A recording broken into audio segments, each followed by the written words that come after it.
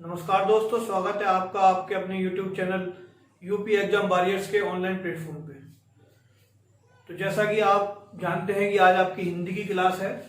तो इस हिंदी की क्लास में आज आपकी हिंदी की तीसरी क्लास होगी। 2 क्लास हम कंप्लीट कर चुके हैं, जिसमें हमने डिस्कस किया था स्वर वर्ण के भेद के बारे में। और पिछली क्लास में हमने जो पढ़ा था, मतलब स्वर वर्ण को कंप्लीट कर लिया था और व्यंजन वर्ण के मैंने जो भेद थे उसको लिखवा दिया था, लेकिन चर्चा करना बाकी रह गया था। तो जो हिंदी है हमारी, ये हिंदी यूपी लेखपाल और यूपीएसआई को देखते हुए बहुत ज्यादा इंपॉर्टेंट है। हिंदी आती है, हमारा यूपी का कोई भी एग्जाम हो उसमें हिंदी जरूर आती है। तो हिंदी को कोई भी विद्यार्थी हल्के में ना ले, क्योंकि हिंदी एक ऐसा विषय है जो कम मेहनत से अच्छे नंबर लाने में सहायक होती है। तो एक एग्जाम्पल दूंगा मैं आपको, एक छोटा सा एग्जाम्पल है, जल्दी पूरा हो जाएगा, उसके बाद क्लास शुरू करते हैं। मान लो कोई हम एक टेस्टी सब्जी बनाते हैं। क्या करते हैं? टेस्टी सब्जी बनाते हैं, उसमें महंगी महंगी चीजें डालते हैं। मान लो तेल की जगह हमने उसमें देसी घी का यूज किया और अच्छे मसाले डाले। क्या किया? अच्छे मसाले डाले, लेकिन लास्ट में क्या किया? हमने उसमें नमक नहीं डाला। क्या किया? नमक नहीं डाला, जो कि सबसे कम लागत, सबसे सस्ता होता है। तो उस सब्जी का टेस्ट नहीं आ पाएगा। उसी प्रकार से क्या है, हमारी हिंदी है, इसमें हम सभी सब्जेक्टों को क्या करते हैं? पढ़ते हैं, पूरा ध्यान देते हैं, लेकिन जिसमें सबसे कम मेहनत करने की जरूरत होती है, जिसमें हमें सबसे कम मेहनत करने की जरूरत होती है, उस पर हम ध्यान नहीं देते और हमारा जो सिलेक्शन है वो कुछ नंबरों से दूर रह जाता है। जैसा कि अभी मैंने आपको एग्जाम्पल दिया था, थोड़ा सा कम पैसे की लागत के नमक न पड़ने से एक अच्छे प्रकार की सब्जी में टेस्ट नहीं आ पाया। उसी प्रकार हिंदी ना पढ़ने से या हिंदी पे ध्यान न देने से हम सिलेक्शन से दूर हो जाते हैं। तो हिंदी को हल्के में ना लें, हिंदी को भी अच्छे से पढ़ें, अच्छे नोट्स बनाएं, और ये मेरी जिम्मेदारी है। हिंदी के मैं अच्छी कंटेंट आपको दूंगा। तो हम पढ़ते हैं, हम हिंदी के व्यंजन के जो भेद है उसके बारे में। तो हिंदी के जो पहला हमारा जो भेद है व्यंजन वर्ण का, वो है स्पर्श व्यंजन। तो मैंने आपको टाइप तो लिखवाई दिए थे, तो उसमें पहली हेडिंग डाल लीजिए स्पर्श व्यंजन। पहली हेडिंग क्या है हमारी? स्पर्श व्यंजन। तो इसकी डेफिनेशन लिखेंगे, वे व्यंजन वर्ण जो कंठ, तालु, मूर्धा, दंत, ओष्ठ की सहायता से मुख से बाहर आते हैं। वे व्यंजन वर्ण जो कंठ, तालु, मूर्धा, दंत, ओष्ठ की सहायता से मुख से बाहर आते हैं, क्या कहलाते हैं? स्पर्श व्यंजन कहलाते हैं।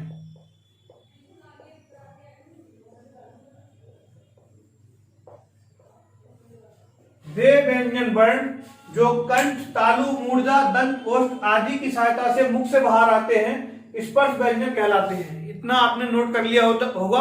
आप लिखिए आगे, इनकी संख्या 25 है। इनकी संख्या 25 है।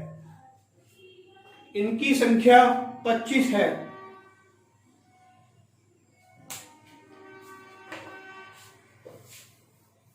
अब आगे लिखिए, इसमें का से लेके मां तक, का से मां तक ये सभी व्यंजन वर्ण हैं। का से मां तक ये सभी व्यंजन वर्ण हैं।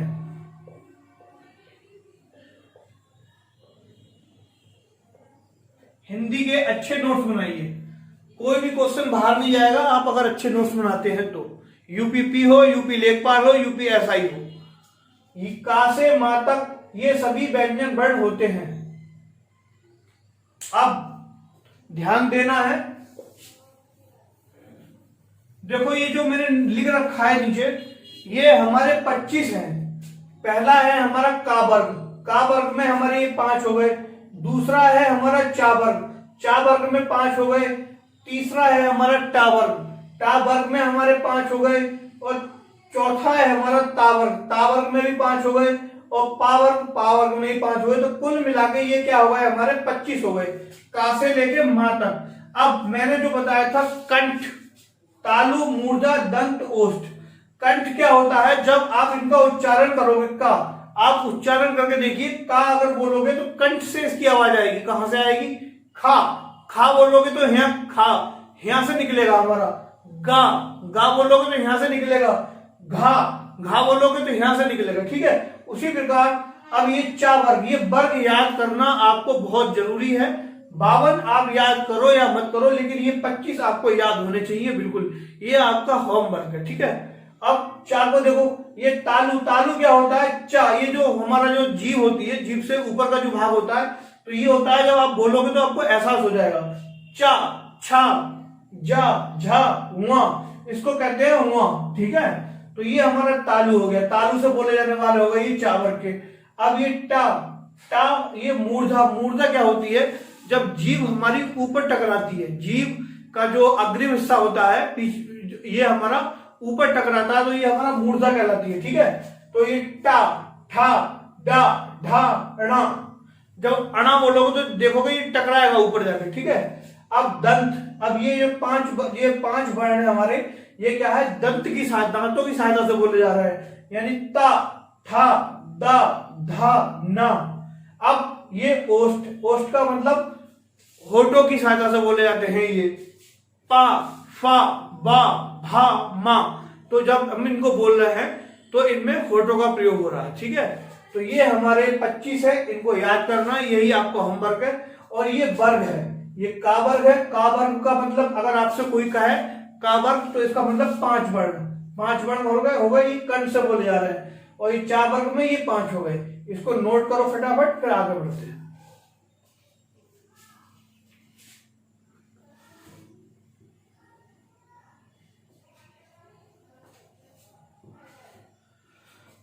इसके बाद एक नोट लिखना है,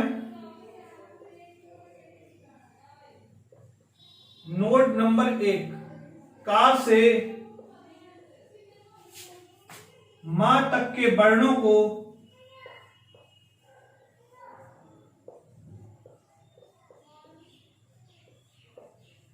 वर्गीय वर्ण कहते हैं।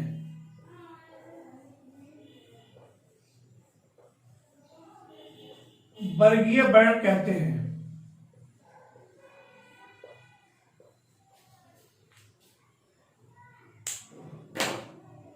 का से मां तक के वर्णों को वर्गीय वर्ण कहते हैं। ये नोट नंबर 1 है हमारा। अगर पूछा जाए वर्गीय वर्ण कहां से कहां तक है, तो का से मां तक हमारे क्या है, वर्गीय वर्ण है। अब नोट, ये आपने नोट कर ही लिया होगा, मैं इसको मिटा देता हूं।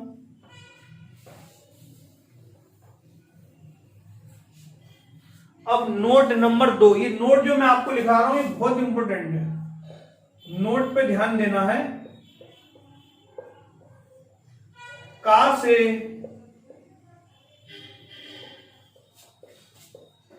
से मां तक के वर्णों को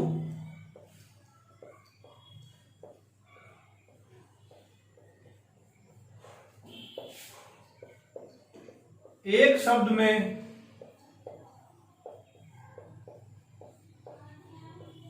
उदित भी कहते हैं,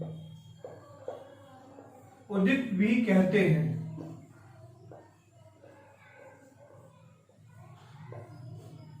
का से मां तक के वर्णों को एक शब्द में उदित भी कहते हैं। कल ये चैप्टर आपका पूरा हो जाएगा। पूरी कोशिश रहेगी मेरी कि जो बर्तनी बोध का जो चैप्टर है हमारा, और आज की क्लास जो 3rd क्लास है, ये पूरा हो जाए कल हमारा। तो का से मां तक के जो वर्णों को एक शब्द में क्या कहते हैं, उदित भी कहते हैं। इसको नोट करो।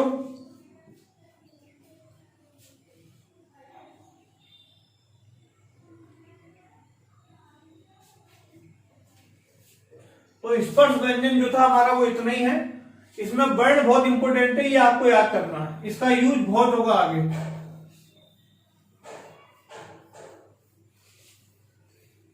अब अगले व्यंजन वर्ण का अगला भेद है हमारा अंतस्थ व्यंजन। कौन सा है, अंतस्थ व्यंजन नंबर 2।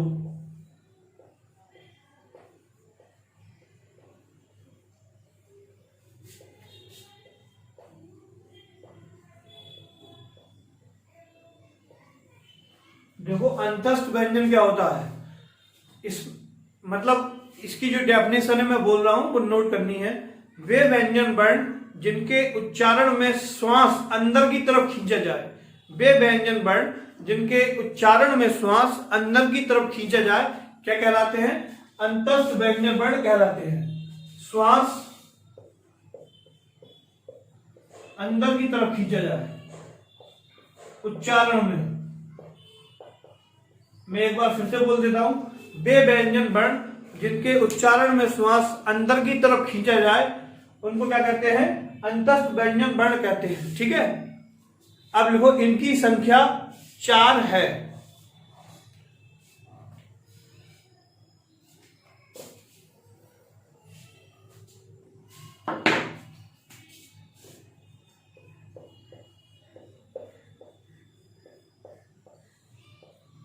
या, रा, ला, बा। अब यहां से एग्जाम में क्वेश्चन कैसे बनेगा कि निम्नलिखित में, मैं आपको बता भी देता हूं साथ साथ, एग्जाम में अगर पूछ ले निम्न में अंतस्थ व्यंजन है, अब तो आप बता ही दोगे, लेकिन बिना पढ़े अगर आप जाते हैं तो कैसे बताते हैं? निम्न में अंतस्थ व्यंजन है,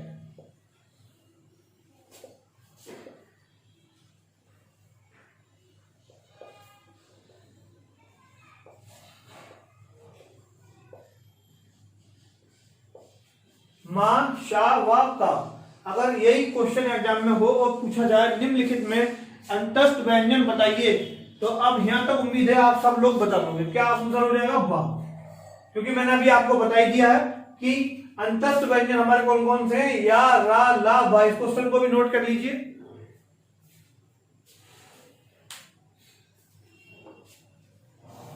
इसको नोट करने के बाद एक नोट लिखेंगे, वो भी बहुत इंपॉर्टेंट है। नोट पे ज्यादा ध्यान देना है, ठीक है? नोट,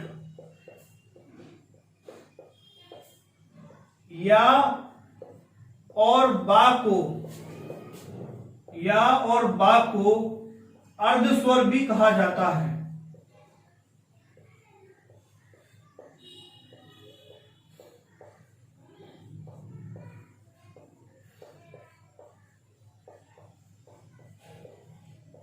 या और बा को अर्ध स्वर भी कहा जाता है।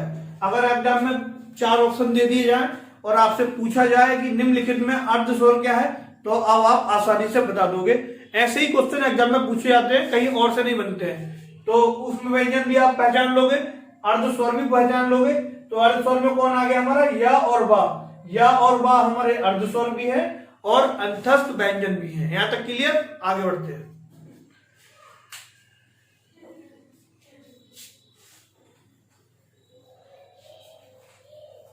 अब अगला प्रकार है हमारा ऊष्म व्यंजन। अगला टाइप क्या है? थर्ड, ऊष्म व्यंजन।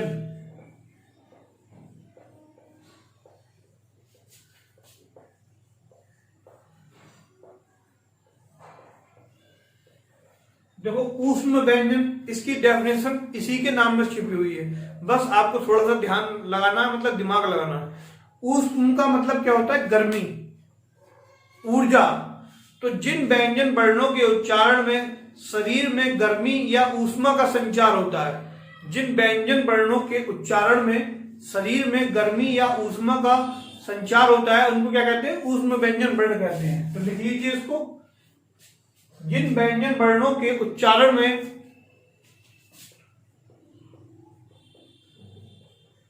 शरीर में गर्मी या ऊष्मा का संचार होता है, ऐसे व्यंजन वर्ण ऊष्म व्यंजन वर्ण कहलाते हैं। इनकी संख्या 4 है।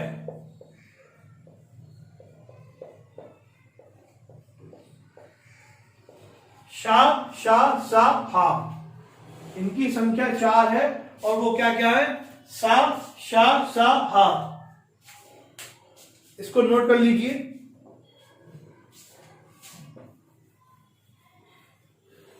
अगर एग्जाम में 4 ऑप्शन दे दिए जाए, आपसे पूछा जाए कि निम्नलिखित में से ऊष्म व्यंजन को पहचानिए, तो आप पहचान सकते हो।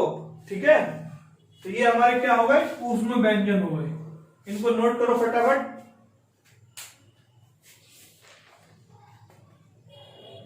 अब इसके बाद बढ़ते हैं हम संयुक्त व्यंजन की तरफ। ये संयुक्त व्यंजन,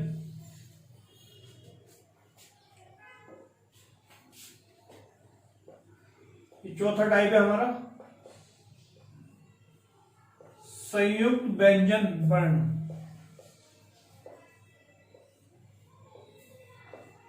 अब इसकी भी डेफिनेशन क्या है, देखो इसी के नाम में छिपी हुई है। संयुक्त का मतलब क्या होता है, मिलकर बना होना। संयुक्त मतलब दो से मिलकर बना होना। तो वे व्यंजन वर्ण जो दो व्यंजन वर्णों से मिलकर बने होते हैं क्या कहलाते हैं, संयुक्त व्यंजन वर्ण कहलाते हैं। तो नोट करेंगे, वे व्यंजन वर्ण जो दो व्यंजन वर्णों से मिलकर बने होते हैं, वे व्यंजन वर्ण जो दो व्यंजन वर्णों से मिलकर बने होते हैं, दो व्यंजन वर्णों से मिलकर बने होते हैं।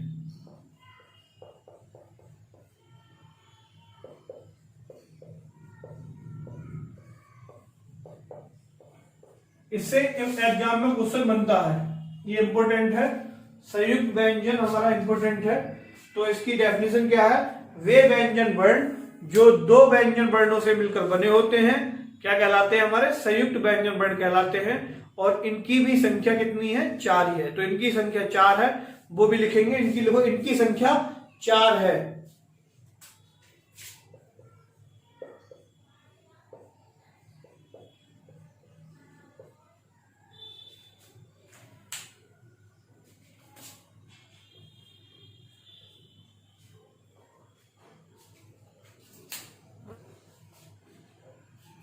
छा, त्रा, ज्ञा, स्रा, ये हमारे क्या है, 4 संयुक्त व्यंजन है। कक्षा वाला छा है, ये त्रा है, ज्ञा है, स्रा, ये हमारे क्या है, संयुक्त व्यंजन है। अब मैंने बताया था ये दो व्यंजन वर्णों से मिलकर बने हैं। तो देखो एक चीज नोट करके लिख लो, एक अभी नोट लिखना है आपको, एक नोट और लिख लो।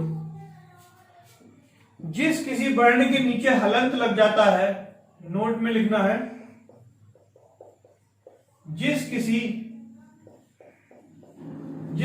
वर्ण के नीचे हलंत लग जाता है उसका मतलब आधे से होता है। हलंत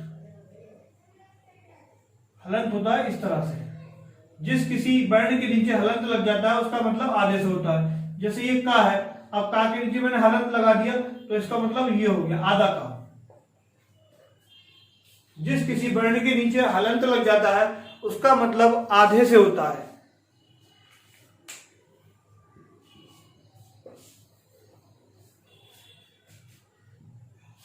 तो ये जो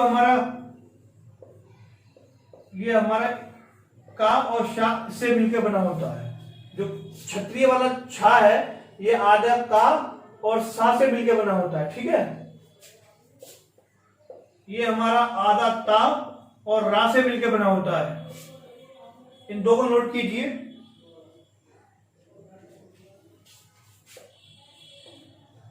ये हमारा आधा जा और वहां से मिलकर बना होता है। ये हमारा सा, आधा सा और रा से मिलकर बना होता है। ये जो हमारा कॉम्बिनेशन है ये बहुत इंपॉर्टेंट है, ये हमें पता होना चाहिए कौन सा वर्ण किससे मिलकर बना हुआ है। तो ये छा हमारा का और सा से मिलकर बना है, त्रा हमारा ता और रा से मिलकर बना है, ज्ञा हमारा जा और वहां से मिलकर बना है, स्रा हमारा सा और रा से मिलकर बना है। इसको नोट करो फटाफट।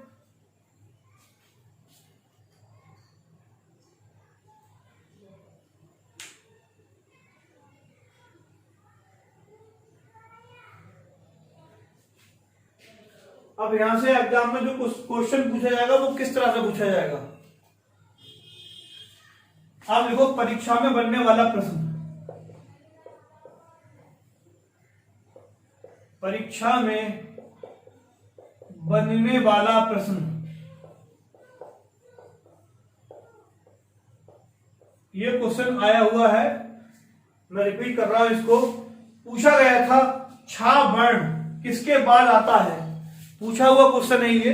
छा वर्ण, आप लोग लिखेंगे इसको पूरा, छा वर्ण किसके बाद आता है, छा वर्ण किसके बाद आता है। तो आंसर हो जाएगा हमारा का के बाद आएगा, ठीक है। आंसर क्या हो जाएगा, क्योंकि ये हमारा का के बाद ही आएगा, ठीक है, क्योंकि का से मिलके बना है। तो छा वर्ण हमारा किससे, छा वर्ण किसके बाद आएगा, का के बाद आएगा। आंसर लिख लो, का के बाद आएगा, छा वर्ण का के बाद आएगा। अगला है ज्ञा वर्ण किससे पहले आता है, किससे पहले आता है।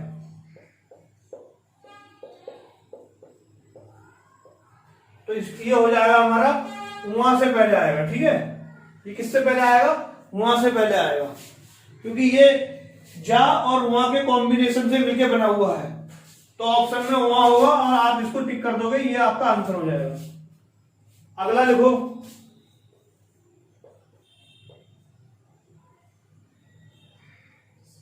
श्रावण किसके बाद आता है? श्रावण किसके बाद आता है? तो आंसर हो जाएगा हमारा सा के बाद आता है, सा के बाद आता है।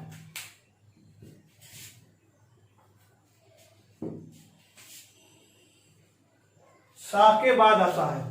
तो इस तरह से अगर आपसे एग्जाम में पूछ लिया जाए, तो अगर आपको कॉम्बिनेशन याद है तो आप क्वेश्चन कर जाओगे, ठीक है। ये चीज आपको ध्यान रखनी है, जहां से एग्जाम में क्वेश्चन बनते हैं मैं आपको वहां वो चीज बारीकी से बता रहा हूं। अब ध्यान आपको देना है, ठीक है। क्या करना है? ध्यान आपको ही देना है। अब अगला हेडिंग डालिए,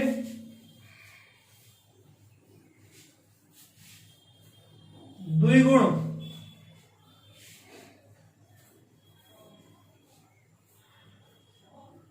अगला हेडिंग है हमारा द्विगुण व्यंजन।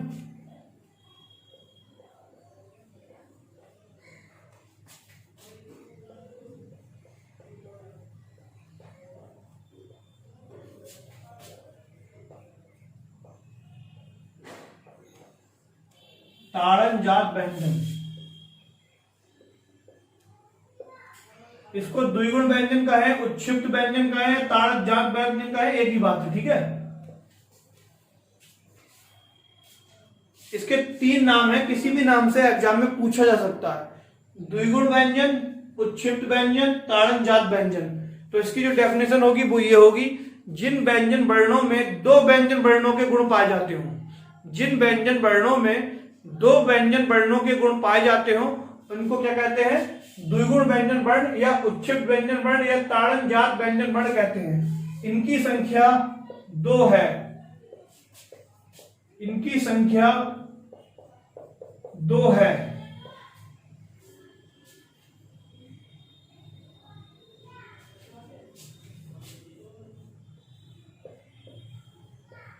ये आप लिख लेंगे, ठीक है। इनकी संख्या 2 है, डा और ढा। जिन व्यंजन वर्णों में 2 व्यंजन वर्णों के गुण पाए जाते हो उनको क्या कहते हैं? द्विगुण व्यंजन वर्ण या उच्छिष्ट व्यंजन वर्ण या ताड़न जात व्यंजन वर्ण। इनकी संख्या कितनी है अगर पूछ लिया जाए तो आंसर हो जाएगा 2। और है कौन कौन से? तो ये है, पहचान हो जाएगी इनकी ये वाली। तो इसको नोट करना फटाफट और अगला हेडिंग डालें, वैदिक व्यंजन।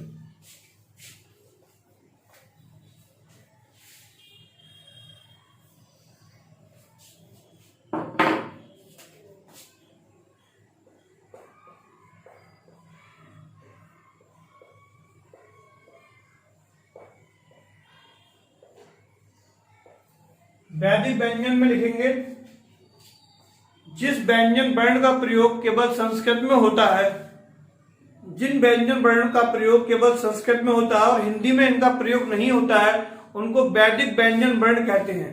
जिन व्यंजन वर्णों का प्रयोग केवल संस्कृत में होता है, संस्कृत में होता है, हिंदी में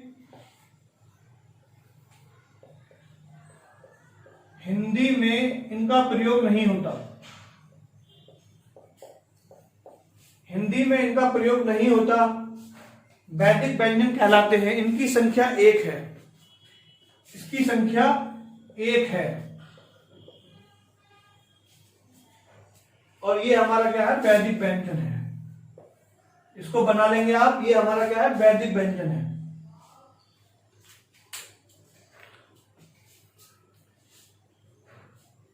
इसका प्रयोग संस्कृत में होता है, हिंदी में नहीं होता और इसकी संख्या 1 है और ये हमारा वैदिक व्यंजन है। एक नोट लिखेंगे अब, क्या लिखना है? नोट।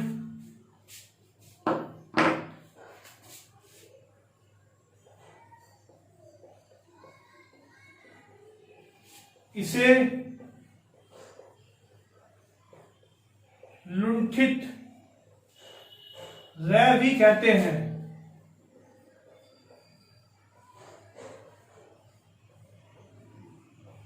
इसे लुंठित रह भी कहते हैं। अगर पूछ लिया जाए आपसे कि लुंठित वर्ण पहचानिए, तो ऑप्शन में अगर ये हो तो आप इसको लगा देंगे, ठीक है।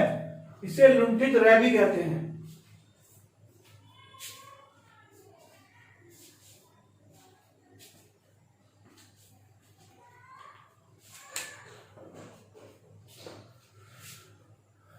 ये थे हमारे व्यंजन वर्ण। ये क्या थे हमारे व्यंजन वर्ण। अब कुछ 2-3 इंपोर्टेंट नोट है, वो और नोट कर लो फटाफट। नोट नंबर 1,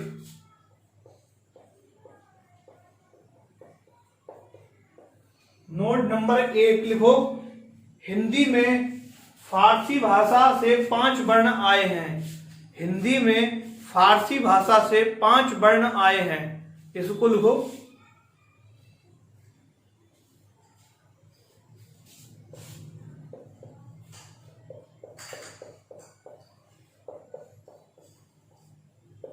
हिंदी में फारसी भाषा से 5 वर्ण आए हैं। ये हमारे हिंदी में क्या है?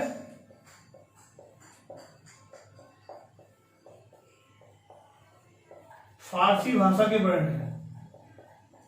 हिंदी में फारसी भाषा से आए वर्ण।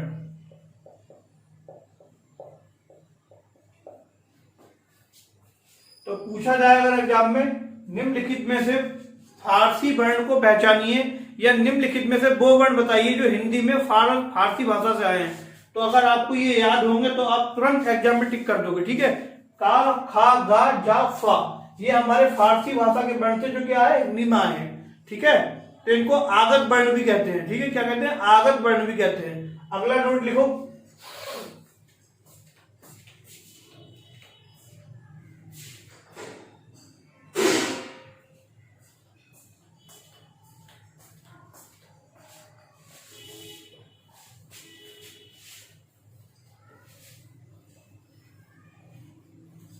अगला नोट, हिंदी में तुर्की भाषा के 2 वर्ण हैं। हिंदी में तुर्की भाषा के 2 वर्ण हैं।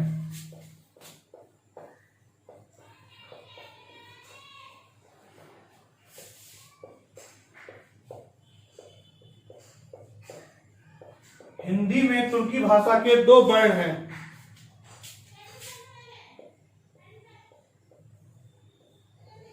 डा और ढा, ये लिख लो। हिंदी में अगर तुर्की भाषा के पूछा जाए तो ये 2 वर्ण हो जाएंगे हमारे, ठीक है। हिंदी में तुर्की भाषा के 2 वर्ण हैं।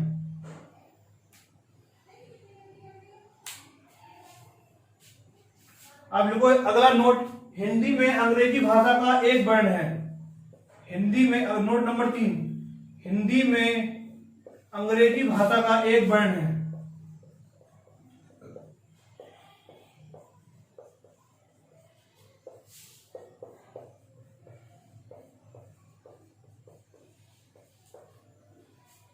हिंदी में अंग्रेजी भाषा का 1 वर्ण है।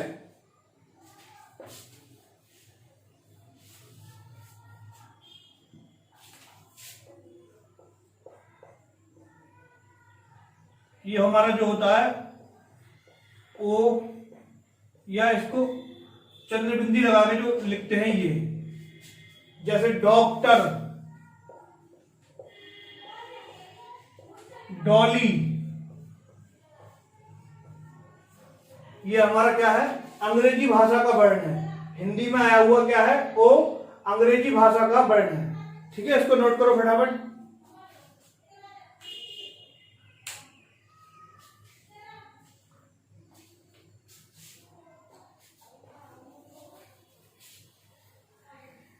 और जो लोग पहली बार वीडियो देख रहे हैं वो चैनल को सब्सक्राइब जरूर कर लें, क्योंकि आगे उन्हें हमारे स्टडी से रिलेटेड जो वीडियो है वो मिलती रहे। थोड़ा सपोर्ट करें।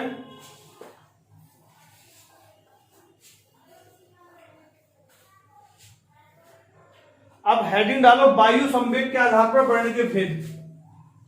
वायु संवेग के आधार पर, संवेग के आधार पर वर्ण के भेद।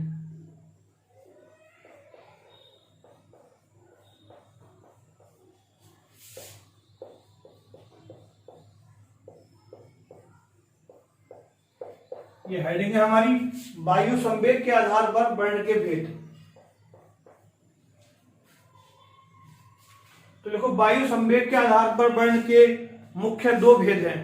वायु संवेग के आधार पर वर्ण के मुख्य दो भेद हैं। नंबर 1 अल्पप्राण, नंबर 2 महाप्राण। अब हेडिंग डाल दो अल्पप्राण। हेडिंग क्या डालनी है? अल्पप्राण।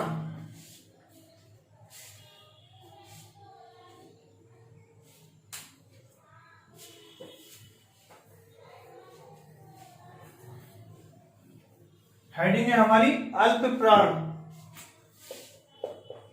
तो अल्पप्राण में लिखिए, जिन वर्णों के उच्चारण में ध्वनि धीरे धीरे ली अथवा छोड़ी जाए।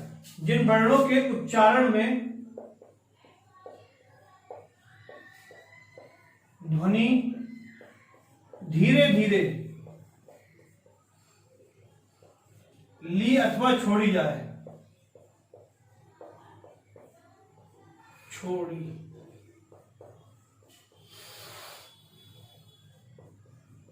क्या कहलाते हैं? हमारे अल्पप्राण वर्ण कहलाते हैं। ठीक है, जिन वर्णों के उच्चारण में ध्वनि धीरे धीरे ली अथवा छोड़ी जाए क्या कहलाते हैं? अल्पप्राण वर्ण कहलाते हैं।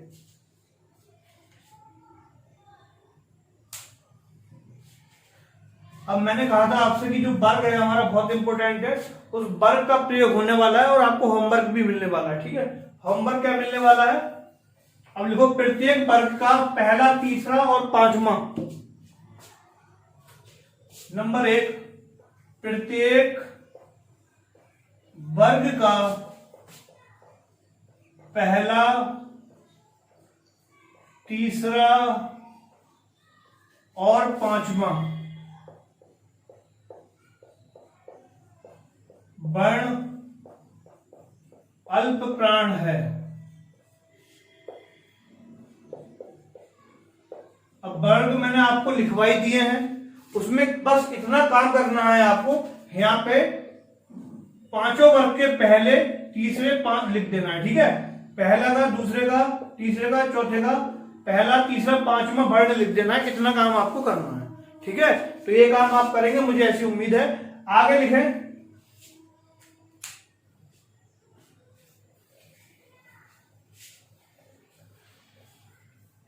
प्रत्येक अंतस्थ व्यंजन, प्रत्येक अंतस्थ व्यंजन अल्पप्राण है। नंबर 2, प्रत्येक अंतस्थ व्यंजन अल्पप्राण है।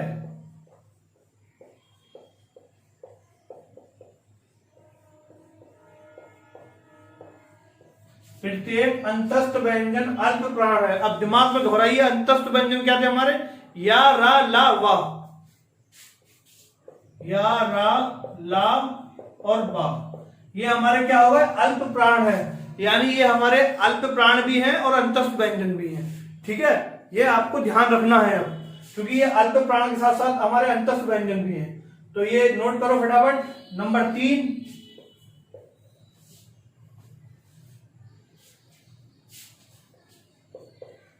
स्वर वर्ण भी आधुनिक हिंदी विदों द्वारा, जो प्राचीन काल के, जो हिंदी में एक बात आपको बता दूं, जो प्राचीन काल के हिंदी विद थे वो स्वर वर्णों को ना तो अल्पप्राण मानते थे ना ही महाप्राण मानते थे। लेकिन जो आधुनिक युग के जो हमारे हिंदी के जो ज्ञाता हैं, हिंदी विद्वान हैं, वो स्वर वर्णों को भी जो हमारे क्या है अल्पप्राण मानते हैं। स्वर वर्ण को आधुनिक युग के जो हमारे हिंदी विद हैं, हिंदी विद्वान अल्पप्राण मानते हैं, अल्पप्राण मानते हैं।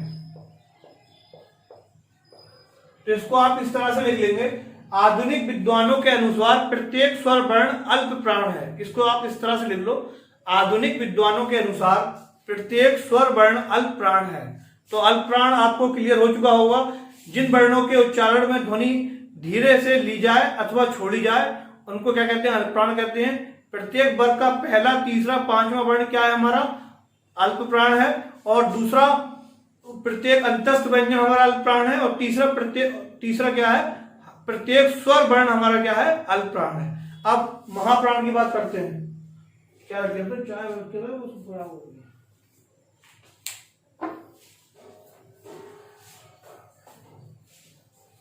महाप्राण की बात करते हैं।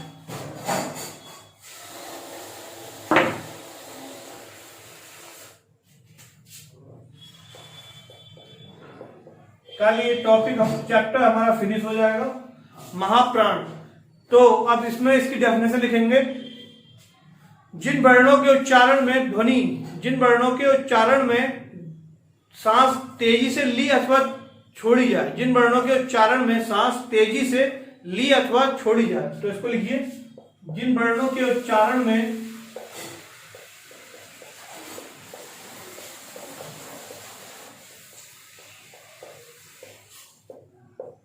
श्वास तेजी से ली अथवा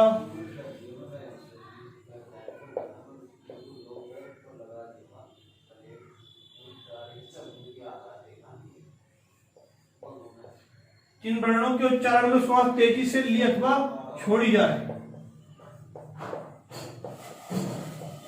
उनको क्या कहते हैं, महाप्राण कहते हैं।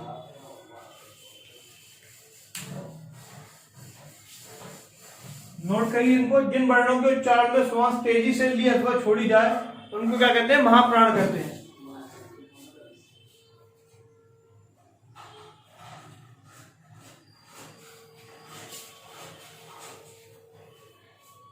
अब इसमें लिखिए, प्रत्येक वर्ग का दूसरा व चौथा वर्ण महाप्राण है।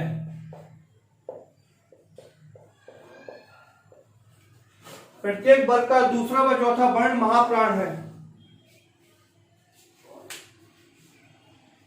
अगला लिखिए, प्रत्येक ऊष्म व्यंजन महाप्राण है। अब ऊष्म व्यंजन क्या थे हमारे,